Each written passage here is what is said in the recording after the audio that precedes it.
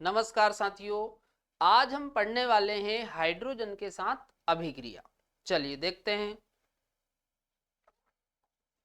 चलो, तो जब आप इनकी हाइड्रोजन के साथ अभिक्रिया करवाते हो तो ये हाइड्राइड बनाते हैं। क्या बनाते हैं? हाइड्राइड। चलो देखो,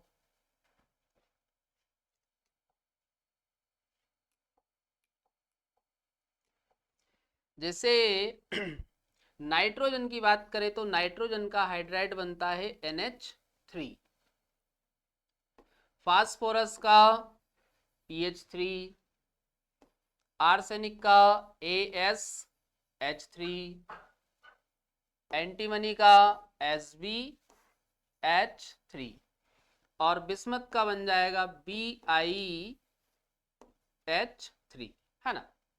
अच्छा, ये सभी हाइड्राइड सहसंयोजी प्रकृति के होते हैं। कैसे होते हैं ये सभी? सहसंयोजी प्रकृति के। तो लिख लेते हैं हम नीचे, ऑल कोवलेंट। सभी कैसे होते हैं? कोवलेंट। चलो, वर्ग 15 के सभी तत्व EH3। देखो, यहां पर जो E है वो नाइट्रोजन परिवार का कोई भी आप एलिमेंट ले सकते हो, है ना। EH3 प्रकार के हाइड्राइड बनाते हैं, है ना।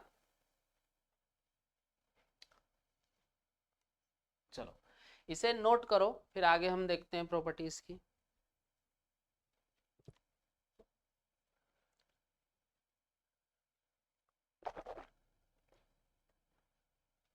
चलो देखो, अब सारे इसमें एक एक करके अपन देखते जाते हैं। तो पहले हम देखते हैं इसमें बॉन्ड लेंथ। तो देखो, NH3, PH3, AsH3, SbH3, BiH3, है ना।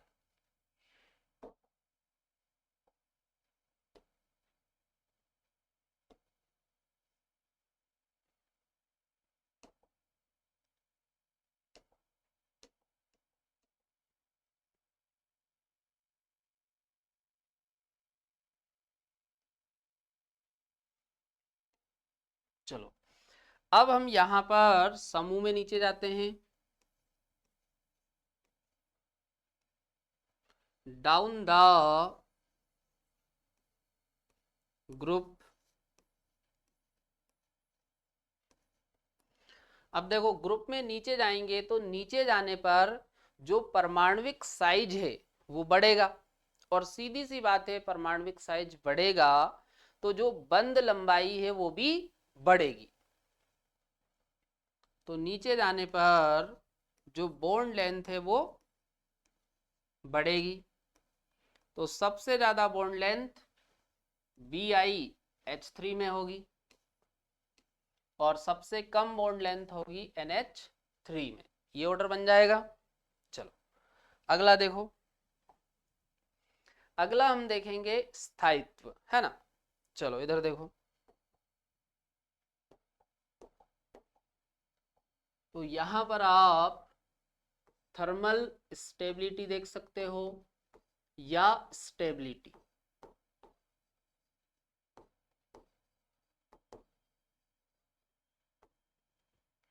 अच्छा, थर्मल स्टेबिलिटी या स्टेबिलिटी की हम बात करें तो ये बॉन्ड एनर्जी के होती है समानुपाती, है ना।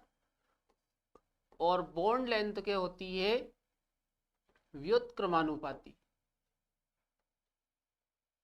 बॉन्ड एनर्जी के समानुपाती और बॉन्ड लेंथ के व्युत्क्रमानुपाती, है ना। और इस कंसेप्ट से आपको कहां पर देखना है? कोवलेंट कंपाउंड में, है ना। चलो देखो,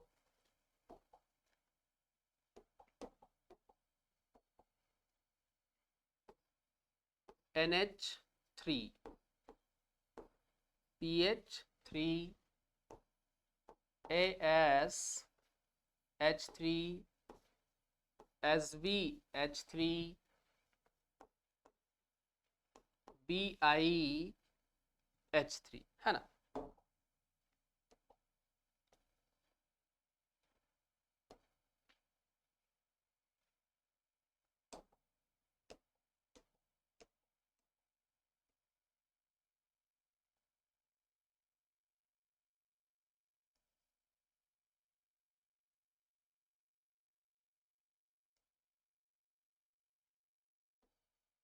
चलो अब इसमें देखो, डाउन द ग्रुप,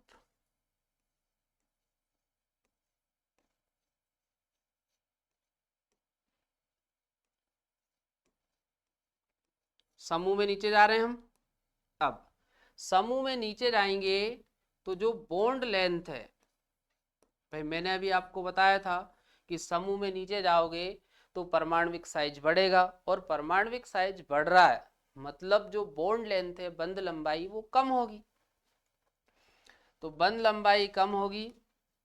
अच्छा, बॉन्ड एनर्जी की बात करें, सॉरी,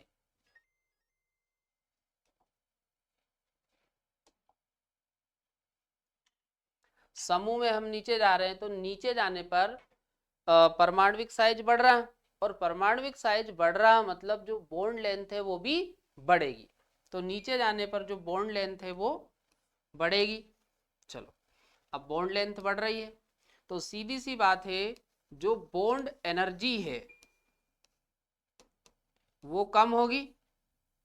अगला, अब बॉन्ड एनर्जी कम होगी तो सीधी सी बात है, थर्मल स्टेबिलिटी और स्टेबिलिटी भी कम होगी।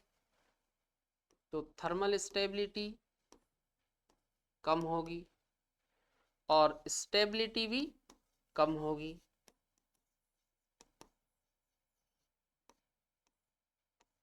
चलो, तो ये ऑर्डर बन जाएगा। सबसे ज्यादा थर्मल स्टेबिलिटी या स्टेबिलिटी किसकी होगी? NH3 की, है ना। और इसी में बॉन्ड एनर्जी भी आप देखोगे तो यहां पर बॉन्ड एनर्जी ज्यादा होगी, है ना। चलो नोट करो।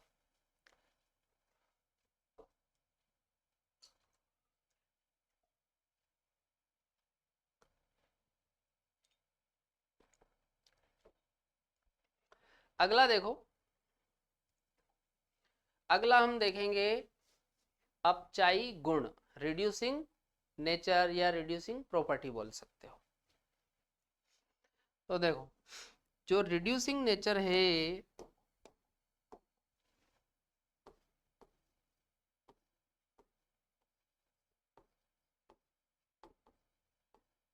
रिड्यूसिंग नेचर,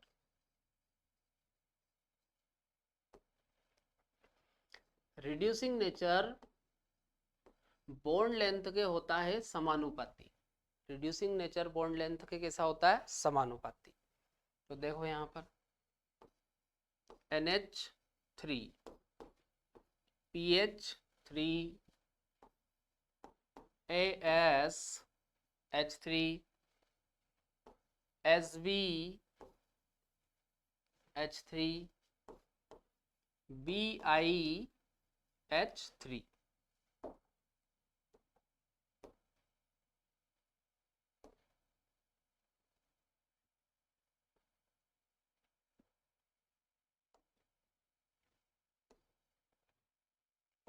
अब इसमें आप देखो, हम समूह में नीचे चलते हैं।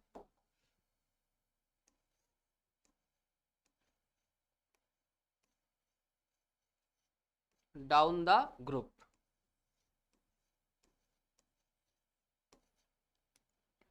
तो समूह में नीचे जा रहे हैं तो नीचे जाओगे तो जो बॉन्ड लेंथ है वो बढ़ेगी, और सीधी सी बात है, बॉन्ड लेंथ बढ़ेगी तो जो रिड्यूसिंग नेचर है वो भी बढ़ेगा।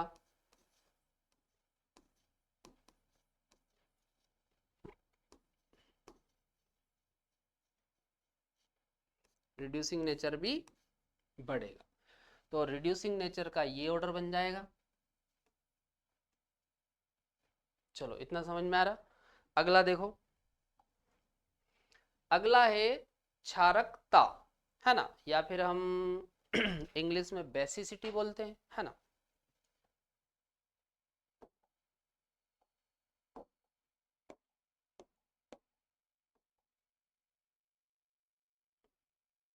NH3 PH3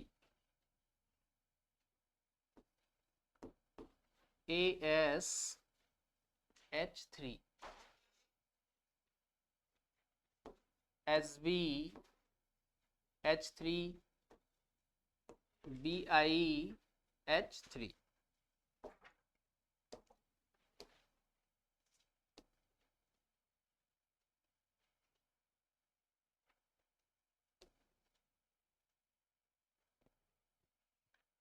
अब देखो यहां पर हम समूह में नीचे चलते हैं।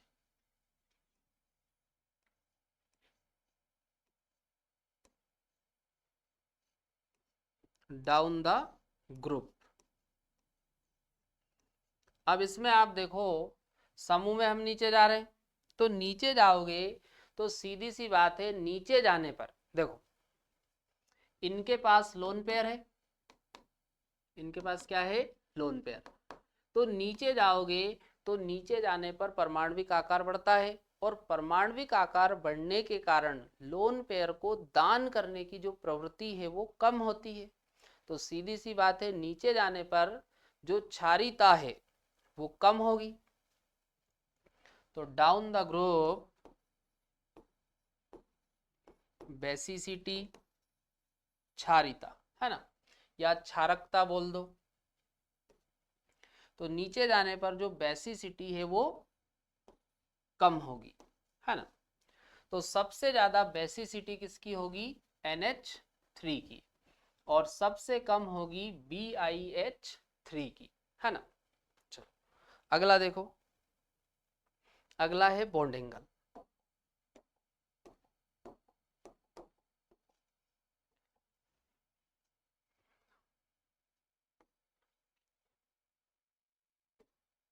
NH3 PH3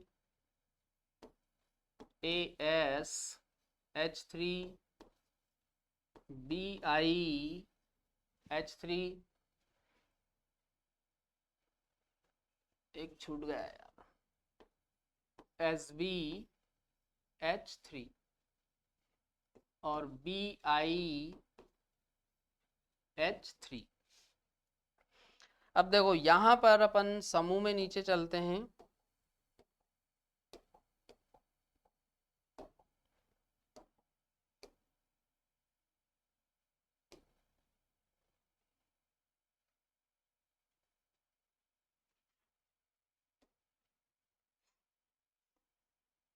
अब हम समूह में नीचे चलते हैं, इसमें डाउन द ग्रुप।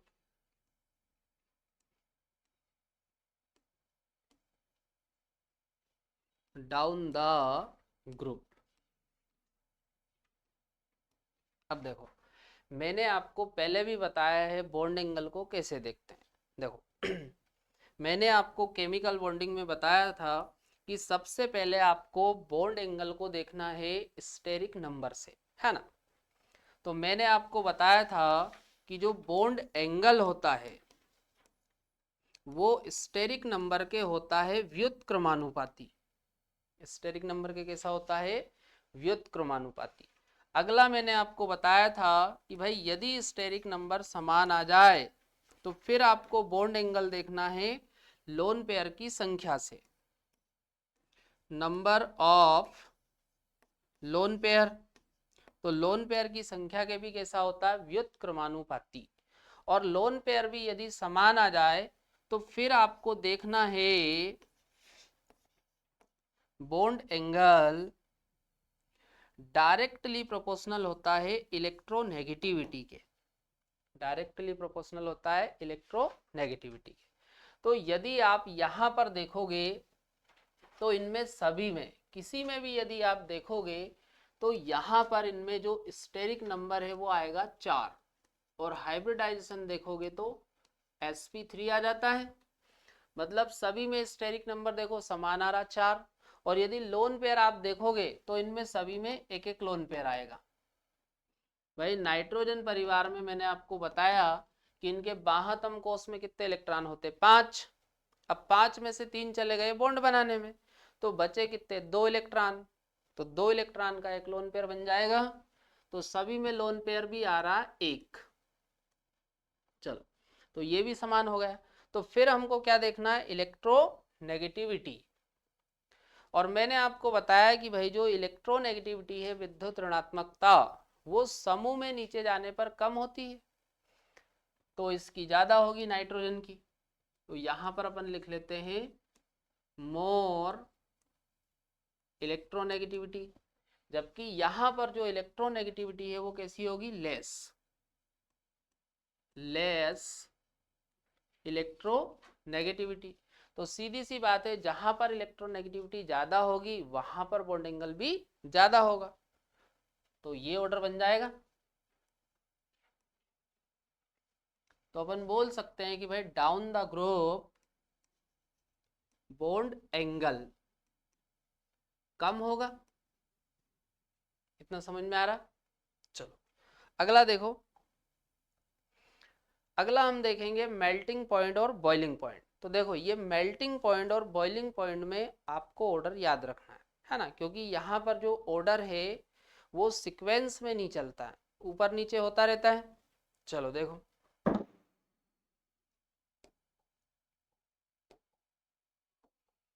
तो मेल्टिंग पॉइंट सबसे ज्यादा होता है NH3 का। NH3 के बाद आ जाएगा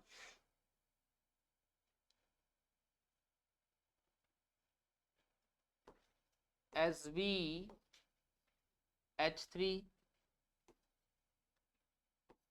इसके बाद आ जाएगा AsH3, और सबसे कम आ जाएगा PH3, है ना। ये ऑर्डर यहाँ पर मेल्टिंग पॉइंट में बनेगा। सबसे ज्यादा मेल्टिंग पॉइंट किसका है, NH3 का, है ना, ध्यान रखना।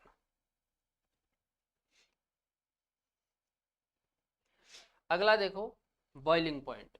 तो सबसे ज्यादा बॉइलिंग पॉइंट होता है BiH3 का। इसके बाद आएगा SbH3, फिर इसके बाद आएगा NH3, इसके बाद आएगा AsH3, और सबसे बाद में आ जाएगा PH3, है ना। ये ऑर्डर बन जाएगा बॉइलिंग पॉइंट का, है ना, ध्यान रखना। चलो नोट करो ये।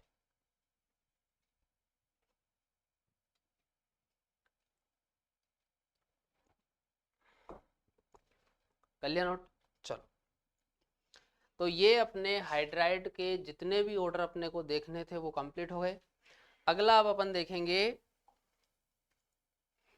ऑक्सीजन के प्रति क्रियाशीलता, है ना। तो ये जब ऑक्सीजन के साथ अभिक्रिया करते हैं तो दो प्रकार के ऑक्साइड बनाते हैं।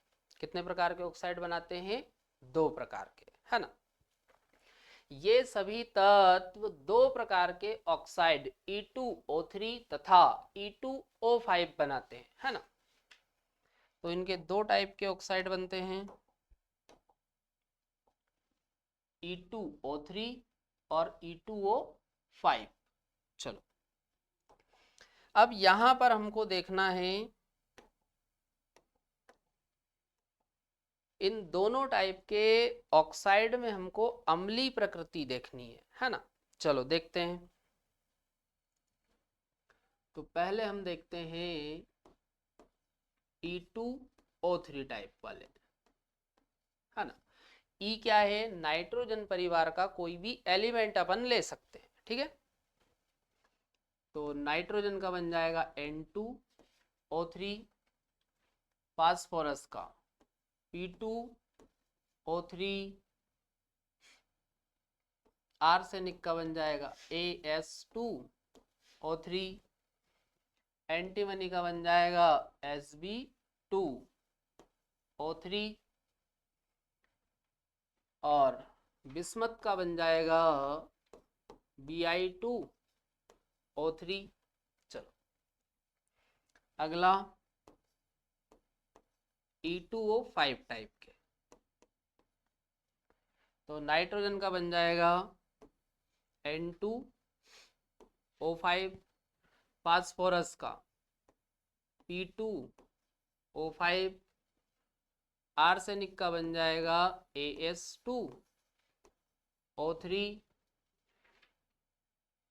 एंटीमनी का बन जाएगा Sb2O3 और बिस्मत का बन जाएगा Bi2O3, है ना। चलो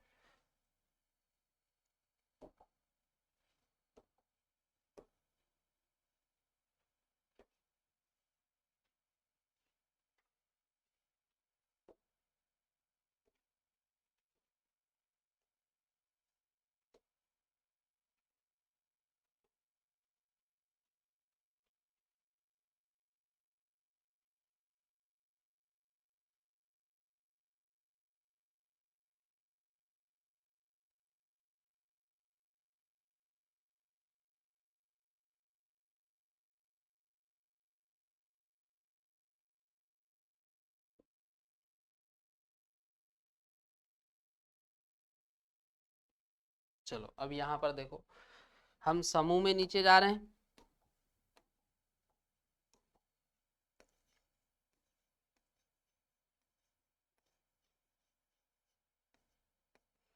डाउन द ग्रुप। अब समूह में नीचे जाते हैं तो नीचे जाने पर ऑक्साइड की जो अम्लीय प्रकृति है वो घटती है ना।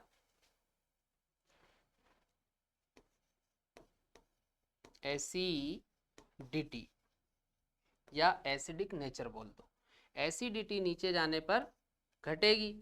अब इसका कारण ये है भाई, जब हम नीचे जाते हैं तो नीचे जाने पर धात्विक लक्षण बढ़ता है ना। नीचे जाने पर धात्विक लक्षण बढ़ता है और धात्विक लक्षण बढ़ने के कारण ही इनकी जो अम्लीता है वो घटती है ना।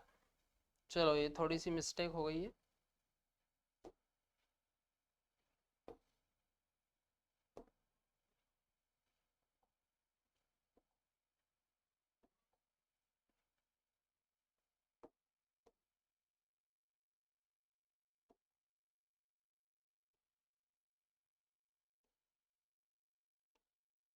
है ना। चलो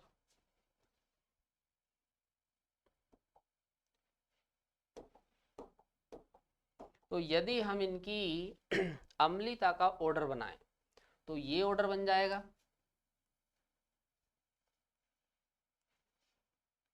इसका ये बन जाएगा। चलो ये तो ऑर्डर हो गए। अब देखो, ये दोनों फास्फोरस और नाइट्रोजन के जो ऑक्साइड होते हैं ये होते हैं एसिडिक। कैसे होते हैं? एसिडिक। चलो आर्सेनिक और एंटीमनी के ये दोनों होते हैं एम्फोटेरिक। एम्फोटेरिक, है ना। और ये वाला होता है बेसिक।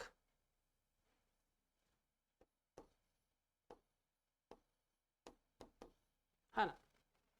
तो ध्यान रखना, नाइट्रोजन और फास्फोरस के ऑक्साइड एसिडिक होते हैं, आर्सेनिक और एंटीमनी इन दोनों के होते हैं एम्फोटेरिक। मतलब ये अम्ल और क्षार दोनों की तरह काम करेंगे।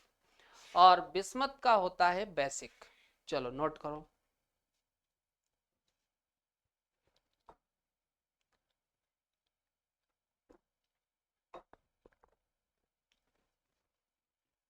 चलो आगे देखो, अगला हम पढ़ने वाले हैं हेलोजन के प्रति क्रियाशीलता, है ना। तो जब ये हेलोजन के साथ क्रिया करते हैं तो हेलोजन के साथ क्रिया करके बनाते हैं हेलाइड। क्या बनाते हैं? हेलाइड। चलो देखो इधर,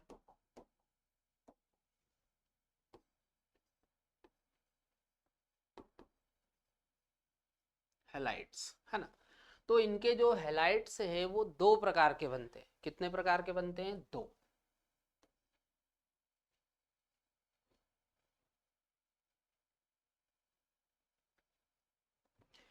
एक होता है ट्राई हैलाइड,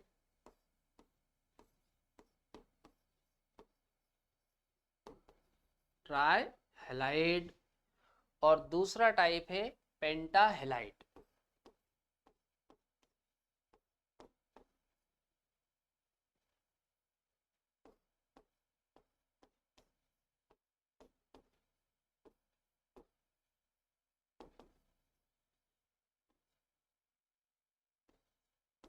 चलो हैलाइड्स कर लेते हैं, एस लगा लो।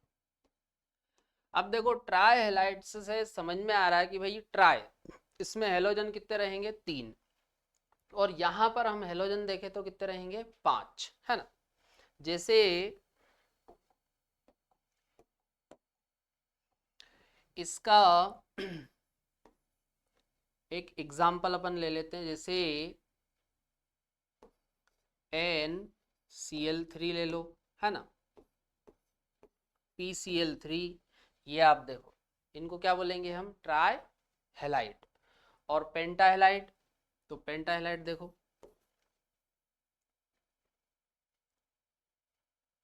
PCl5, इस प्रकार से, है ना। अच्छा यहां पर आप ध्यान रखना, नाइट्रोजन की यदि हम बात करें तो जो नाइट्रोजन है ये पेंटा हैलाइड नहीं बनाता है, नाइट्रोजन पेंटा हैलाइड नहीं बनाता है।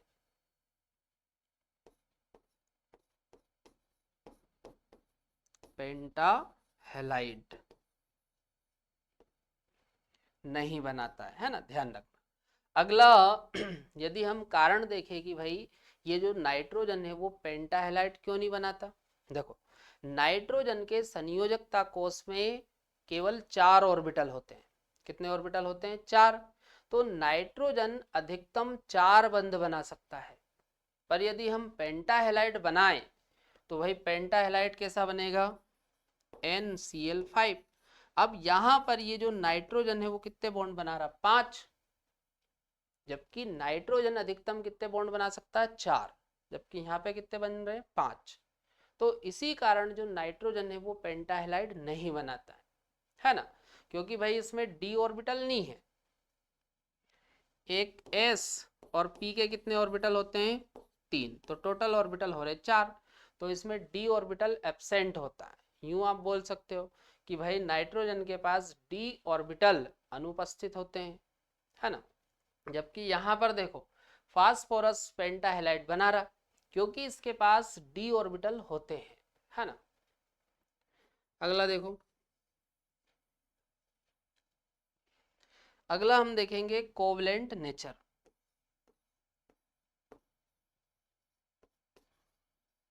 कोवलेंट नेचर,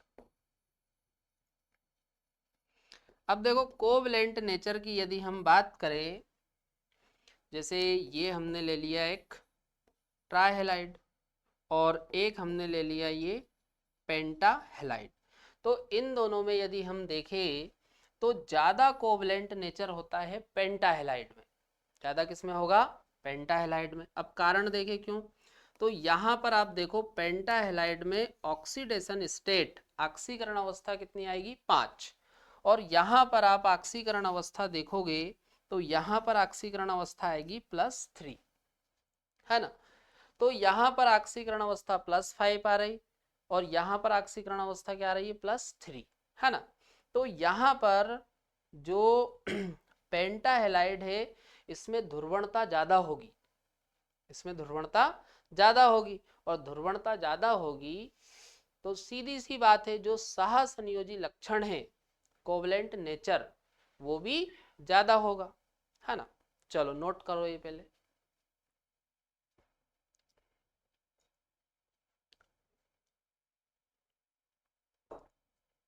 कर लिया नोट। चलो अब ये कुछ पॉइंट लिख रखे हैं, इनको पढ़ लो एक बार। इन तत्वों की अभिक्रियाओं में हैलाइडों की 2 श्रेणियां EX3 तथा EX5,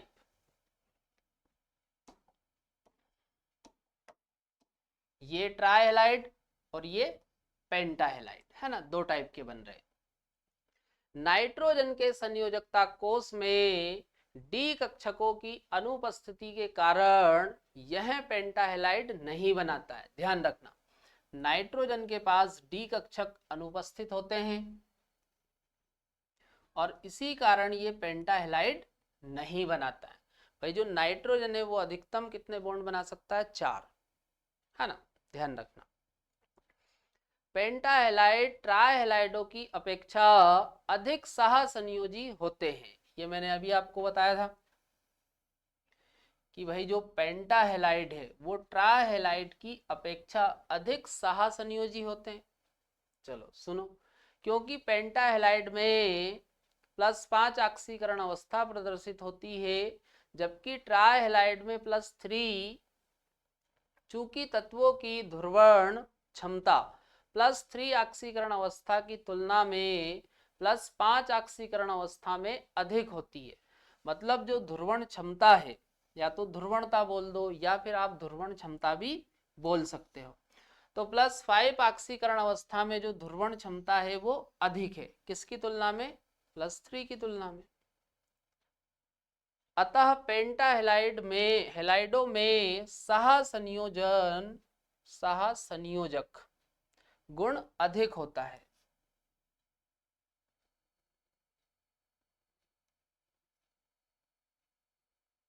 सहसंयोजक है ना, ये थोड़ा सा मिस्टेक है। चलो अगला पढ़ो।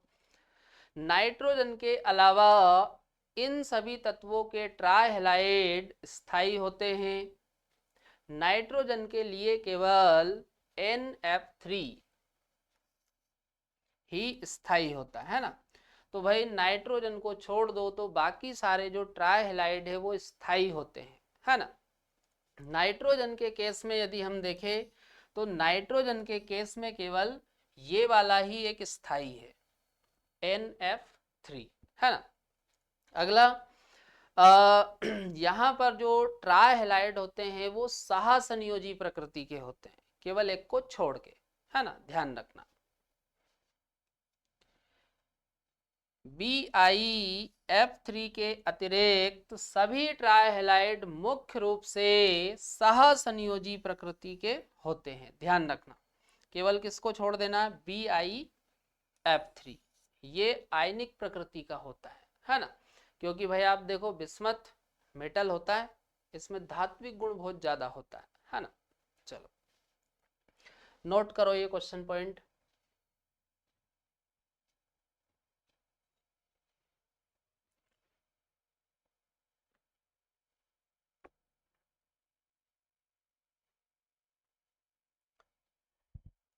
कर लिया नोट?